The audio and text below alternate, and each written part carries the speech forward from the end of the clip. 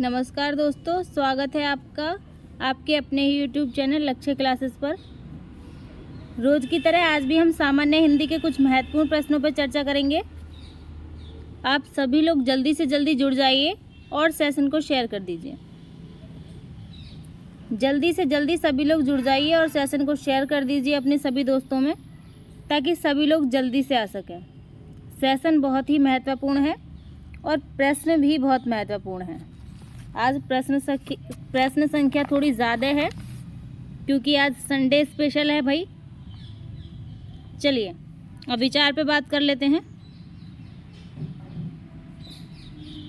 आज का विचार है हमारा, समय बहरा है, कभी किसी की नहीं सुनता, लेकिन अंधा नहीं है, देखता सबको है। समय सच में बहरा है भाई, कभी किसी की नहीं सुनता। ये समय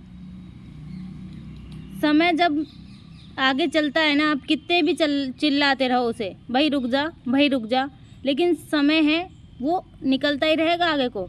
घड़ी चलती ही रहेगी, समय आगे चलता रहेगा, लेकिन वो रुकेगा नहीं। आप कितना भी चिल्ला लो, आगे ही चलता रहेगा हमेशा, ठीक है। लेकिन समय बहरा तो है, लेकिन अंधा नहीं है।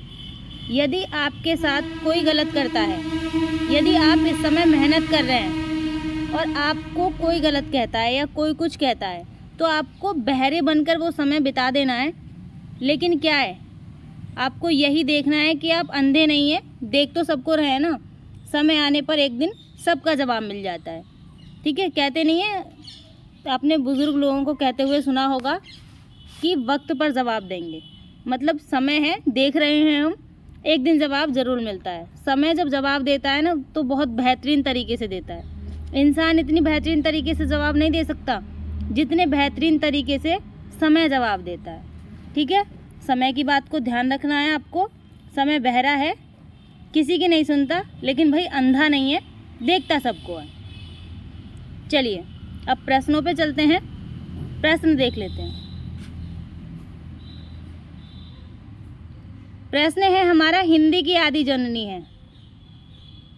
बहुत महत्वपूर्ण और बहुत ही अच्छा प्रश्न है, जल्दी से आंसर दीजिएगा सब। हिंदी की आदि जननी है, संस्कृत है, पाली है, प्राकृत है या अपभ्रंश है? हिंदी की आदि जननी कौन है, ये आपको बताना है। जल्दी से कमेंट बॉक्स में आंसर दीजिएगा। प्रश्न बहुत आसान है और बहुत अच्छा प्रश्न है।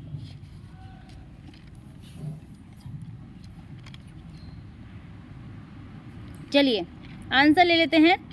अपभ्रंश नहीं होगी भाई, प्राकृत नहीं होगी, पाली नहीं होगी, क्या होगी? आदि जननी संस्कृत। हिंदी की आदि जननी किसे माना जाता है? संस्कृत को माना जाता है, ठीक है। चलते हैं अगले प्रश्न पर।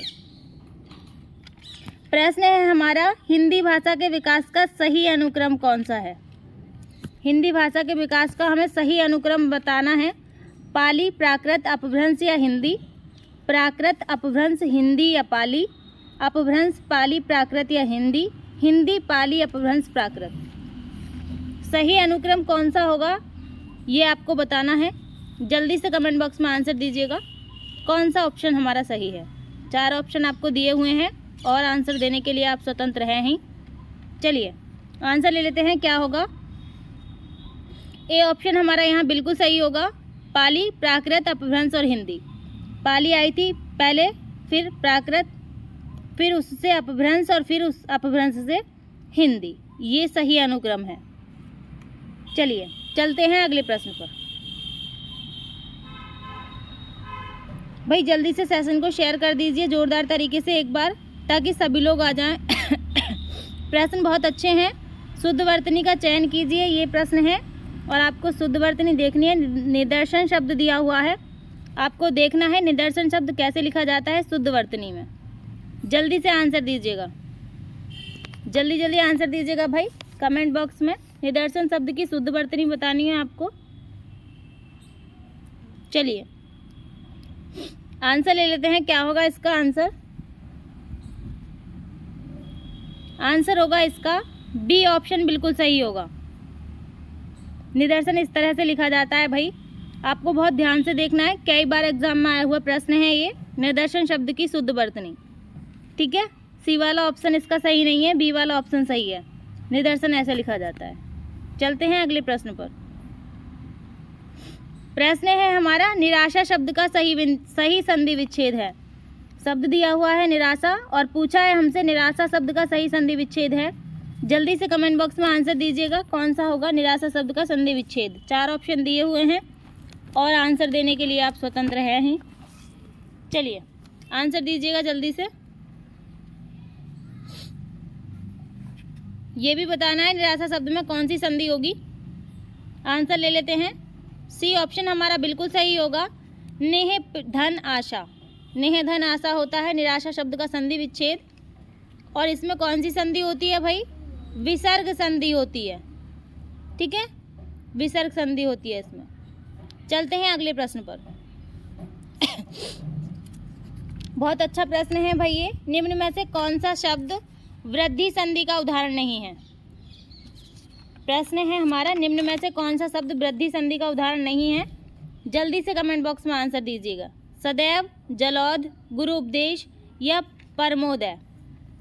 कौन सा शब्द ऐसा है जो वृद्धि संधि का उदाहरण नहीं है? मैंने आपको ट्रिक बताई है इसकी, आप जल्दी से उस ट्रिक को फॉलो कीजिए और आंसर लगा दीजिए। चलिए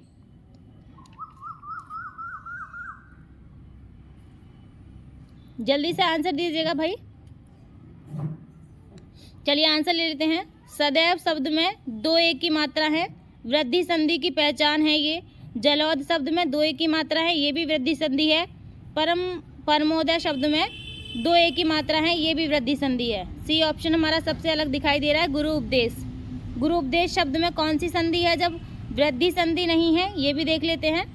दीर्घ स्वर संधि है इसमें गुरु उपदेश शब्द में। ठीक है, कैसे इसका विच्छेद करेंगे? गुरु धन उपदेश। ठीक है, ऐसे इसका विच्छेद करेंगे।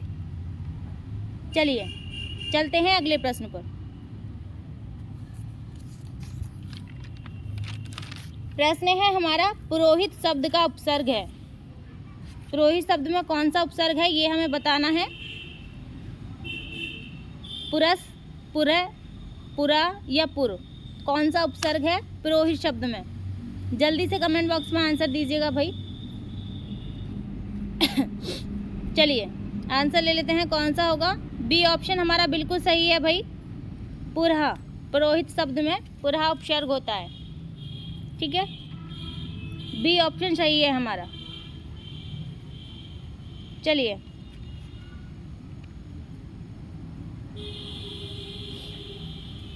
प्रश्न है हमारा, मनचाहा शब्द में समास है। तत्पुरुष समास है, वैभाव समास है, कर्मधारय समास है, द्वंद्व समास है।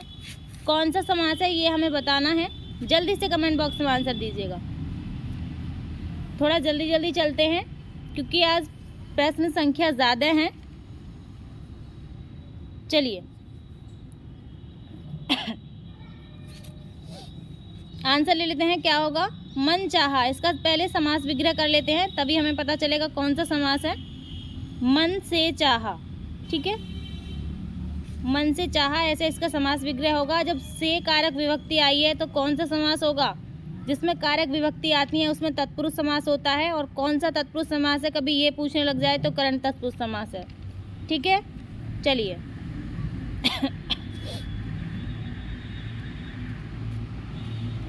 प्रश्न है हमारा, पाप पुण्य में कौन सा समास है? शब्द दिए हैं पाप और पुण्य। पूछा है कौन सा समास है? द्विगु समास है, द्वंद्व समास है, तत्पुरुष समास है, कर्मधारय समास है।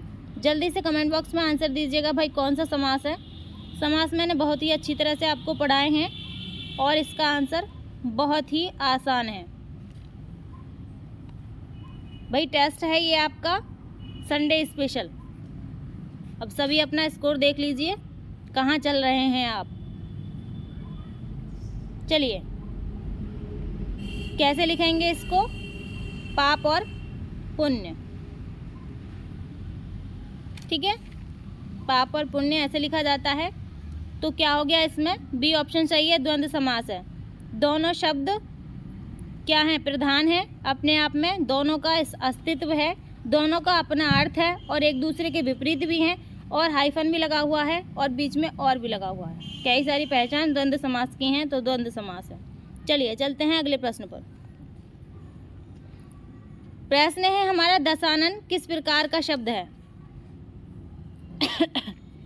किस प्रकार का शब्द है दशानन, ये हमें बताना है। ऋण शब्द है, यौगिक शब्द है, योग ऋण शब्द है, इनमें से कोई नहीं।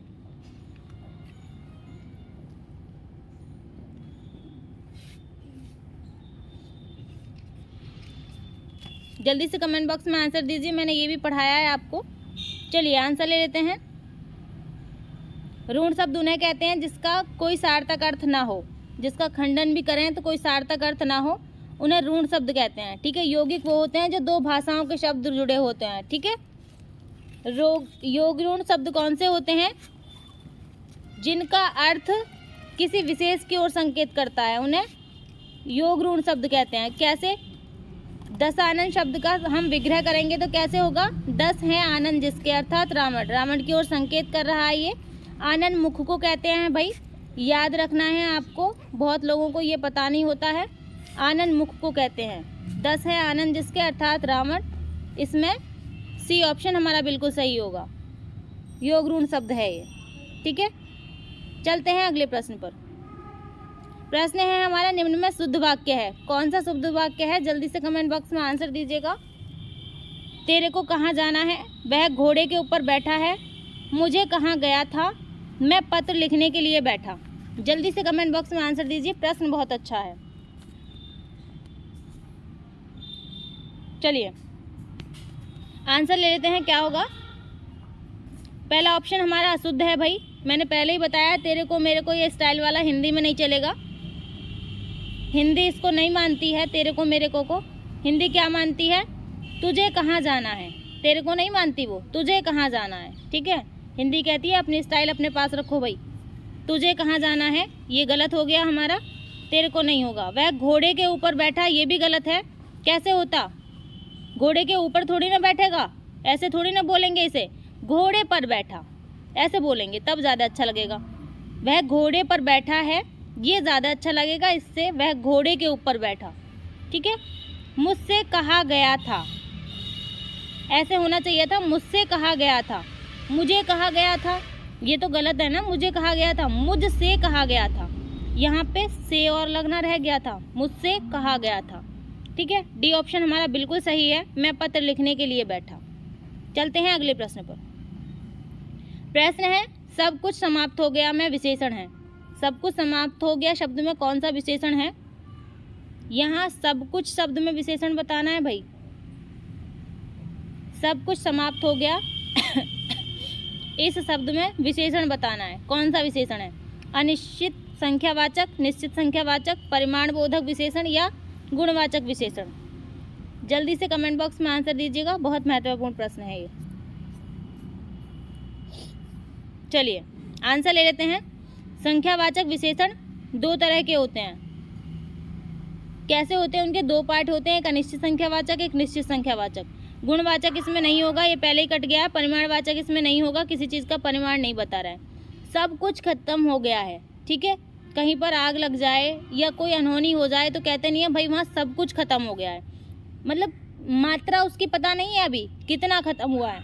सब कुछ खत्म हो गया, जहाँ पे कुछ लग जाए ना उसका मतलब क्या है?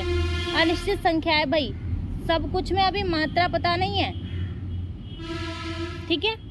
मात्रा जब पता होती निश्चित क्या क्या खत्म हुआ है तो निश्चित संख्यावाचक होता। ठीक है। सब कुछ का मतलब है मात्रा पता नहीं है, अनिश्चित संख्यावाचक है। चलिए चलते हैं अगले प्रश्न पर।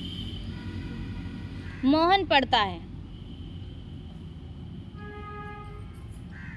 मोहन पढ़ता है वाक्य में कैसी क्रिया है ये हमें बताना है। अकर्मक क्रिया है, सकर्मक क्रिया है, पूर्वकालिक क्रिया है, संयुक्त क्रिया है। कल भी एक ऐसा प्रश्न मैंने करवाया था, जल्दी से कमेंट बॉक्स में आंसर दीजिएगा। मोहन पढ़ता है कैसी क्रिया है?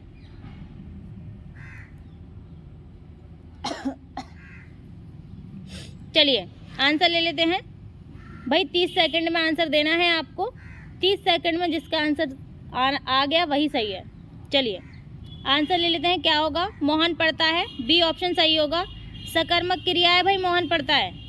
सकर्मक क्रिया आपको थोड़ा अजीब लग रहा होगा, कैसे है सकर्मक क्रिया, मैं थोड़ा सा बता देती हूँ कैसे है सकर्मक क्रिया। ठीक है। पढ़ना क्रिया के साथ पुस्तक कर्म की संभावना है। मोहन पढ़ता है, पुस्तक की तो पढ़ रहा होगा, कुछ तो पढ़ रहा होगा जब पढ़ रहा है तो। जहाँ क्रिया के साथ किसी कर्म की संभावना हो वहाँ क्या होता है, सकर्मक क्रिया होती है। ठीक है, पढ़ रहा है कोई इंसान तो कुछ तो पढ़ ही रहा होगा, सकर्मक क्रिया है। अकर्मक क्रिया कैसी होती है, मोहन रोता है, क्या रोता है पता नहीं क्या रोता है। यहाँ क्या है, कोई संभावित उत्तर नहीं है, संभावना नहीं मिल रही है किसी चीज़ की, क्या रो रहा है। ठीक है, मोहन रोता है, इसमें अकर्मक क्रिया होगी। पूर्वकालिक क्रिया कैसे होती है, जैसे भोजन करके सो गया। ठीक है, एक क्रिया करके दूसरी क्रिया कर रहा है, भोजन करके सो गया। संयुक्त क्रिया कैसी होती है भाई, वह खाने लगा, वह खाने लगा, ये संयुक्त क्रिया का वाक्य है। चलिए, दो दो क्रियाएं एक साथ प्रयोग होती हैं। प्रश्न है हमारा, अतुन का पर्यायवाची शब्द है, ईश्वर, कृष्णा, कामदेव या बसंत। अतुन किसका पर्यायवाची शब्द है ये बताना है, जल्दी से कमेंट बॉक्स में आंसर दीजिएगा, बहुत महत्वपूर्ण प्रश्न है भाई। सेशन को शेयर कर दीजिए फटाफट, बहुत ही ज़ोरदार तरीके से शेयर कर दीजिए। जितनी संख्या आपकी होती है इतनी संख्या में कुछ नहीं होता है, बिल्कुल काम नहीं चल रहा है भाई इतनी संख्या में। चैनल को बहुत ज़्यादा सपोर्ट की ज़रूरत है, आप सपोर्ट कीजिएगा। आपको अच्छी अच्छी चीज़ें लाना हमारी जिम्मेदारी है, लेकिन आपकी भी तो कुछ जिम्मेदारी है, आपको सपोर्ट करना चाहिए, चैनल को सपोर्ट कीजिएगा। चलिए, आतुन किसका पर्यायवाची है भाई, ईश्वर का नहीं है, कृष्णा का नहीं है, बसंत का नहीं है, कामदेव का पर्यायवाची है आतुन। ठीक है, अयतनु किसका पर्यायवाची है, कामदेव का। चलते हैं अगले प्रश्न पर। प्रश्न है हमारा, अभिज्ञ। अभिज्ञ किसे कहते हैं ये बताना है। न जानने वाला, जानने वाला, कम जानने वाला या इनमें से कोई नहीं। जल्दी से कमेंट बॉक्स में आंसर दीजिएगा, अभिज्ञ किसे कहते हैं। न जानने वाला, जानने वाला, कम जानने वाला, इनमें से कोई नहीं। चलिए, प्रश्न बहुत ध्यान से पढ़ना होता है आपको। हिंदी में प्रश्न पढ़ने में बहुत ज़्यादा मिस्टेक होती है भाई, प्रश्न को समझना होता है। लैंग्वेज बेशक हमारी है लेकिन दिक्कत होती है। ठीक है, चलते हैं। इसमें क्या है, बी ऑप्शन सही है। बहुत से लोग इसे बिना पढ़े ही ए ऑप्शन लगा आएंगे, लेकिन ऐसा नहीं करना है आपको। जानने वाले को अभिज्ञ कहते हैं, न जानने वाले को तो अनभिज्ञ कहते हैं। अन लगा होता है उसमें, न जानने वाला अनभिज्ञ होता है। कहते ना हम उस बात से अनभिज्ञ थे, मतलब हमें पता ही नहीं था, हम जानते नहीं थे। और अभिज्ञ कहते हैं जो जानता है। ठीक है, चलिए चलते हैं अगले प्रश्न पर। प्रश्न है हमारा, कुआनो नदी के रचनाकार हैं। कौन है कुआनो नदी के रचनाकार, जल्दी से कमेंट बॉक्स में आंसर दीजिएगा। कुआनो नदी बहुत ही महत्वपूर्ण रचना है भाई, कई बार एग्जाम में पूछा गया है ये प्रश्न। सर्वेश्वर दयाल सक्सेना, रघुवीर सहाय, श्रीकांत वर्मा, नरेश मेहता। कौन है इसके रचनाकार, जल्दी से कमेंट बॉक्स में आंसर दीजिएगा। चलिए आंसर ले लेते हैं, कौन होगा। ए ऑप्शन हमारा बिल्कुल सही होगा, सर्वेश्वर दयाल सक्सेना। ठीक है, कुआनो नदी के रचनाकार कौन है, सर्वेश्वर दयाल सक्सेना। चलते हैं अगले प्रश्न पर। चलिए, प्रश्न है हमारा, माधुर्य गुण किस रस में प्रयोग होता है। किस रस में प्रयोग होता है माधुर्य गुण, शांत में, श्रृंगार में, भयानक रस में या रौद्र रस में। पढ़कर ही पता चल गया होगा, जल्दी से कमेंट बॉक्स में आंसर दीजिएगा। जल्दी से आंसर दीजिएगा भाई, और सेशन को लाइक शेयर भी कर दीजिएगा। उंगलियों को चला लिया करो भाई, ये जाम हो जाएंगी। चलिए, शांत नहीं होगा भाई, भयानक नहीं होगा। माधुर्य गुण किस में होता है, श्रृंगार रस में होता है। ठीक है, बी ऑप्शन हमारा सही है। इसके बारे में थोड़ी डिटेल जाननी है तो पीछे की वीडियो देख लेना, बहुत ज़्यादा डिटेल मिल जाएगी। चलिए चलते हैं अगले प्रश्न पर। प्रश्न है हमारा, थोक का विलोम शब्द है, परचून है, थाक है, थोया है या पर्यायिक है। थोक का विलोम पूछा है, जल्दी से कमेंट बॉक्स में आंसर दीजिएगा। ये भी बहुत अच्छा प्रश्न है।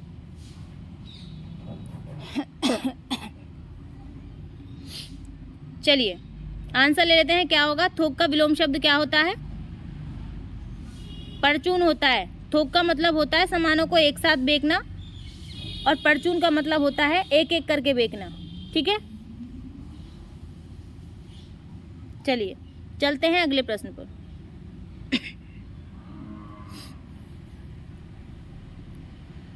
प्रश्न है हमारा, संदेश राशक के रचयिता कौन है? संदेश राशक के रचयिता पूछे हमसे कौन है? अमीर खुसरो है, अब्दुल रहमान है, लक्ष्मीधर हैं या हेमचंद है? बहुत ही महत्वपूर्ण प्रश्न है, जल्दी से कमेंट बॉक्स में आंसर दीजिएगा। संदेश राशक के रचयिता कौन है? चलिए आंसर ले लेते हैं, कौन है भाई संदेश राशक के रचयिता? अमीर खुसरो नहीं है भाई, लक्ष्मीधर नहीं है, हेमचंद नहीं है, बी ऑप्शन हमारा बिल्कुल सही है, अब्दुल रहमान। अब्दुल रहमान संदेश राशक के रचयिता हैं। चलिए चलते हैं अगले प्रश्न पर। प्रश्न है हमारा, कौरवी हिंदी का उदय किससे हुआ है? कौरवी हिंदी का उदय किससे हुआ है ये हमें बताना है। पश्चिमी हिंदी से, राजस्थानी से, पूर्वी हिंदी से या बिहारी हिंदी से? जल्दी से कमेंट बॉक्स में आंसर दीजिएगा। कौरवी हिंदी का उदय किससे हुआ है? कल भी मैंने एक प्रश्न ऐसा लिया था, प्रश्न था खड़ी बोली का दूसरा नाम है। चलिए आंसर दीजिएगा भाई, अच्छा प्रश्न है। कौरवी हिंदी ही खड़ी बोली का दूसरा नाम है। और कौरवी भाषा का उदय किससे हुआ है? ए ऑप्शन हमारा बिल्कुल सही है, पश्चिमी हिंदी। ठीक है, ए ऑप्शन हमारा सही है। कौरवी भाषा का उदय कहाँ से हुआ है? पश्चिमी हिंदी से हुआ है। चलिए चलते हैं अगले प्रश्न पर। प्रश्न है हमारा, सरस्वती के 4 पर्याय दिए गए हैं, इसमें गलत है। 4 पर्यायवाची दिए हुए हैं सरस्वती के। अब आपको ये बताना है सरस्वती माता का कौन सा पर्यायवाची इनमें नहीं है। मतलब बाकी 3 ऐसे हैं जो सरस्वती माता के पर्यायवाची हैं, लेकिन एक ऐसा है जो सरस्वती माँ का पर्यायवाची नहीं है। जल्दी से कमेंट बॉक्स में आंसर दीजिएगा। वैसे सरस्वती माँ के तो पर्यायवाची सबको याद होंगे, उनके अनेकों नाम हैं और सबको वो याद भी होने चाहिए। जय हो माँ सरस्वती। चलिए आंसर ले लेते हैं। भारतीय सरस्वती माँ का पर्यायवाची होता है शारदा, होता है वागेश्वरी, होता है। ठीक है, क्या नहीं होता? भामा सरस्वती माँ का पर्यायवाची नहीं होता। भामा किसका होता है? स्त्री का पर्यायवाची होता है भाई भामा। ठीक है, कई बार एग्जाम में पूछा गया है ये, भामा किसका पर्यायवाची है? भामा स्त्री का पर्यायवाची है। चलिए चलते हैं अगले प्रश्न पर। प्रश्न है हमारा, नई कहानी पत्रिका का संपादक कौन था? जल्दी से कमेंट बॉक्स में आंसर दीजिएगा। नई कहानी पत्रिका का संपादक पूछा है हमसे कौन था? प्रेमचंद्र, मोहन राकेश, कमलेश्वर, भैरव प्रसाद गुप्त। अच्छा प्रश्न है, जल्दी से कमेंट बॉक्स में आंसर दीजिएगा। भाई टेस्ट है आपका, संडे स्पेशल है, आपको स्कोर देखना है अपना। चलिए सारे प्रश्न वही हैं जो मैं पढ़ा रही हूँ।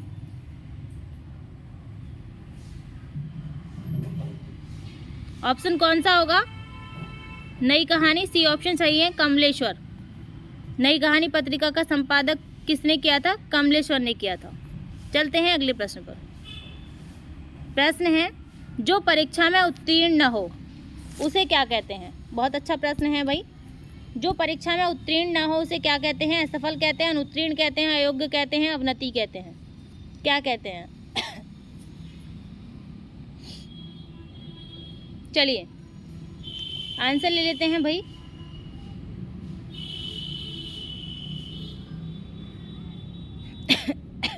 जो परीक्षा में उत्तीर्ण न हो, चलिए उसे क्या कहते हैं जो परीक्षा में उत्तीर्ण न हो? बी ऑप्शन हमारा सही है, अनुत्तीर्ण कहते हैं जो परीक्षा में उत्तीर्ण न हो उसे। यदि इसे अनुत्तीर्ण कहते हैं तो असफल किसे कहते हैं? असफल उसे कहते हैं भाई जो किसी कार्य में सफल ना हो, उसे असफल कहते हैं। परीक्षा में अनुत्तीर्ण होना कभी असफल नहीं होता है। पेपर देना या पेपर में मार्क्स आना कभी ये नहीं बताता कि विद्यार्थी का अंक, मतलब उसका विद्यार्थी का मूल्यांकन कभी पेपर कर ही नहीं सकता। क्यों नहीं कर सकता? क्योंकि पेपर सिर्फ ये बताता है कि विद्यार्थी को उस वक्त कितनी तैयारी थी। आपकी तैयारी का मूल्यांकन होता है एग्ज़ाम से, आपका मूल्यांकन कभी नहीं हो सकता। बच्चे का मूल्यांकन एग्ज़ाम से कभी नहीं हो सकता कि बच्चे ने कितना पढ़ा है, ये मूल्यांकन होता है कि बच्चे ने कितना पढ़ा है, कितनी तैयारी है। ठीक है, बच्चे का मूल्यांकन कभी नहीं होता है। अयोग्य वो होता है जो योग्य ना हो, उसे अयोग्य कहते हैं। जो किसी कार्य में सफल ना हो उसे असफल कहते हैं। ठीक है, चलिए चलते हैं अगले प्रश्न पर। प्रश्न है हमारा, देवताओं का उपवन। नंदन कानन को कहते हैं, अशोक वाटिका को कहते हैं, स्वर्ग को कहते हैं, कोई नहीं। जल्दी से कमेंट बॉक्स में आंसर दीजिएगा, बहुत महत्वपूर्ण प्रश्न है भाई। शेयर भी कर दीजिए, सेशन को लाइक भी कर दीजिए। चलिए आंसर ले लेते हैं, क्या होगा।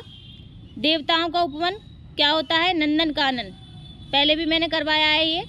स्वर्ग में इंद्र का उपवन नंदन कहलाता है। इंद्र भी एक देवता है और इसलिए देवताओं का जो उपवन है वो नंदन कानन है। अशोक वाटिका तो भाई रावण के लंका में थी। स्वर्ग तो स्वर्ग ही होता है भाई, लेकिन उपवन पूछा है यहाँ पे तो वो नंदन कानन होता है। ठीक है, इनमें से कोई नहीं तो होता ही नहीं है। चलिए चलते हैं अगले प्रश्न पर। प्रश्न है हमारा, निम्न में से कौन सी प्रेरणार्थक क्रिया नहीं है।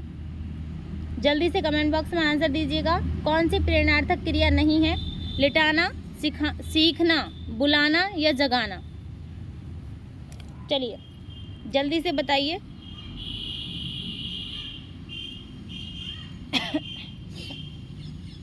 जल्दी से बताइए कौन सी प्रेरणार्थक क्रिया नहीं है। मैंने कल भी बताया था, प्रेरणार्थक क्रिया वो होती है जिनमें कर्ता खुद किसी कार्य को नहीं करता है, दूसरे से कराता है। जिसमें कर्ता बहुत तेज दिखाई देता है वो क्या होता है, प्रेरणार्थक क्रिया होती है। अब इसमें हमसे नहीं है पूछा है, जल्दी से कमेंट बॉक्स में आंसर दीजिएगा, मुझे पता है आपको पता है। चलिए आंसर ले लेते हैं, क्या होगा। लिटाना, खुद थोड़ी ना लेटेंगे, किसी और को लिटाएंगे। लिटाना, लेटना होता तो खुद के लिए होता। सीखना, भाई सीखना तो खुद सीखेंगे। बुलाना, खुद थोड़ी ना जा रहे हैं, बुलाना किसी और को बुला रहे हैं हम। जगाना, खुद नहीं सोए हैं जो जगा रहे हैं, किसी और को जगा रहे हैं। इन तीनों में किसी और के बारे में बात हो रही है, लेकिन सीखना, भाई सीखना तो हमें खुद ही पड़ेगा। तो बी ऑप्शन हमारा क्या है, ये प्रेरणार्थक क्रिया नहीं है। ठीक है, ये मूल क्रिया है। दूसरे के द्वारा जब कार्य होता है तो वहाँ प्रेरणार्थक क्रिया होती है। चलिए चलते हैं अगले प्रश्न पर। प्रश्न है हमारा, सही युग्म पहचानिए। काले टोपी, सुनहरी पत्ता, दुबला पतला लड़का, उड़ता हुआ चिड़िया। जल्दी से कमेंट बॉक्स में आंसर दीजिए कौन सा सही है। चलिए आंसर ले लेते हैं, क्या होगा। पहला ही ऑप्शन देख लेते हैं, काले टोपी।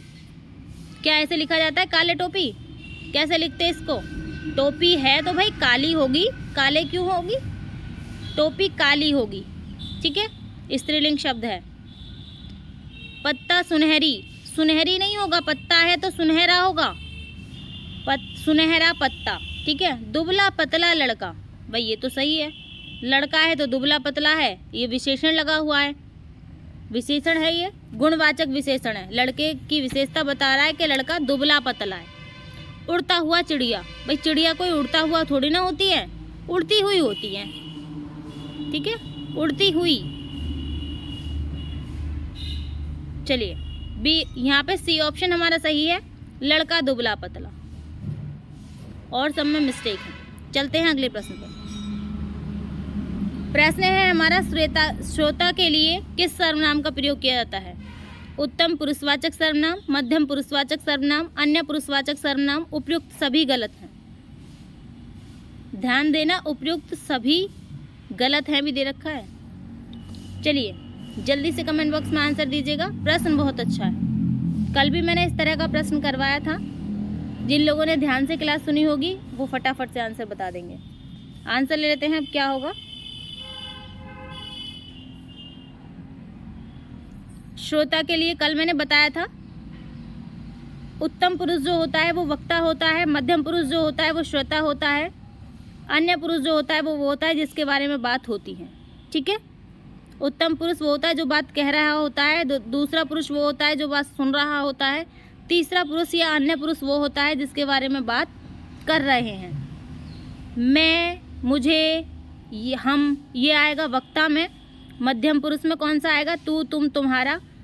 लेकिन अन्य पुरुष में कौन सा आएगा जिसके बारे में बात हो रही है? यह है, वे। ठीक है, तो आंसर हमारा बी सही हो गया। श्रोता के लिए पूछा है, सुनने वाले के लिए बी होता है, मध्यम पुरुष।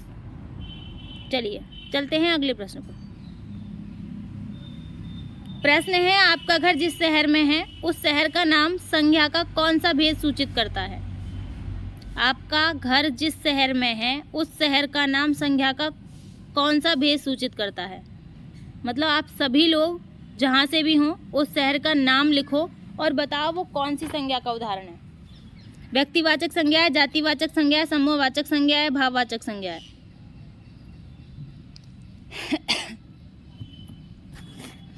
चलिए आंसर ले लेते हैं, क्या होगा?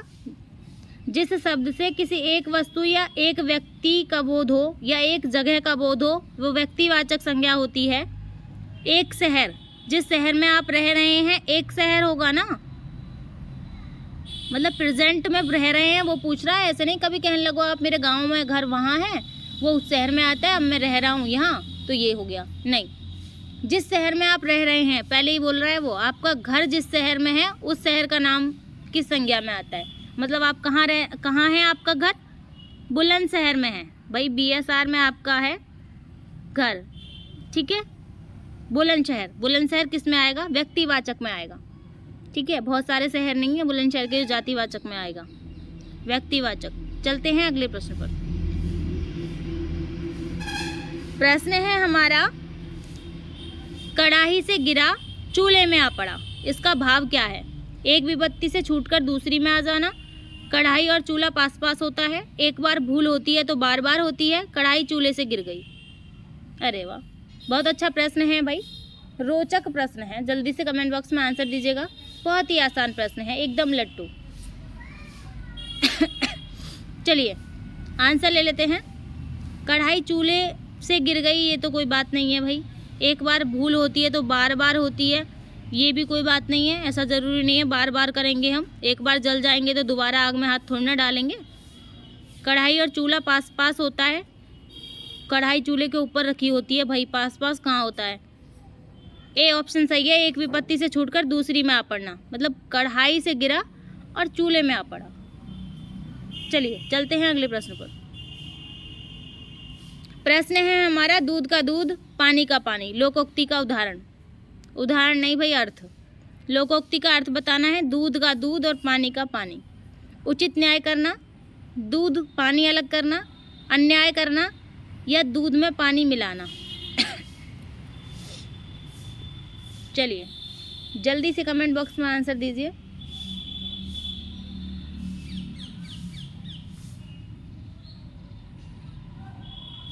चलिए आंसर ले लेते हैं। दूध में पानी मिलाना नहीं होगा भाई, अन्याय करना नहीं होगा, दूध पानी अलग अलग करना नहीं होगा। ए ऑप्शन सही है, उचित न्याय करना। जब कोई केस होता है तो हम कहते हैं ना, कोई बात हो जाती है, अभी दूध का दूध और पानी का पानी किए देते हैं। ठीक है, इसका मतलब है उचित न्याय करना। चलिए चलते हैं अगले प्रश्न पर। भाई आज के सेशन का लास्ट प्रश्न है और बहुत ही अच्छा प्रश्न है।